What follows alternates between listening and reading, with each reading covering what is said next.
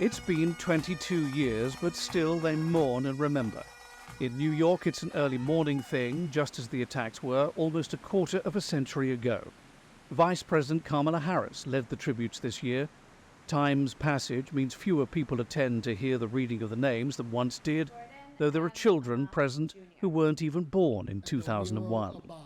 And while the focus is Ground Zero in Lower Manhattan, where the Twin Towers once stood, ceremonies take place all over the region and the country. Just over 50 kilometers away is a memorial to 9/11, set high up in the leafy hills of the next-door state of New Jersey. It's called the Tower of Remembrance. The metal columns are from the North Tower of the World Trade Center, the bells from a seminary in Virginia. Every year, people gather at this memorial site to pray for healing and peace. They often leave little gifts of remembrance which stay here all year long. And just touching this metalwork from the North Tower brings that day back. The names of every innocent victim who died in Lower Manhattan, the Pentagon, and Shanksville, Pennsylvania, are here on the walls of the memorial. In New York, 22 years on, the weather was very different to the sunshine of 2001, mourners having to dodge rain showers.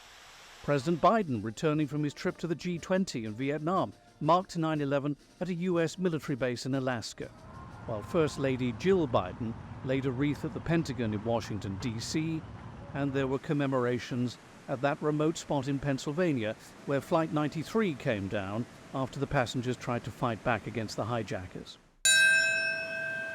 Back at Ground Zero, the list of names is so long it takes around 3 hours to complete.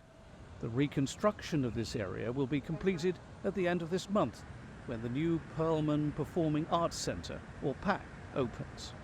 Remembering September the 11th, 2001 continues well beyond the ceremonies, for this day has been designated a national day of service. All over America, people are doing just that, serving and helping others as a way of honoring the dead of 9/11. John Terrett, CGTN, New York.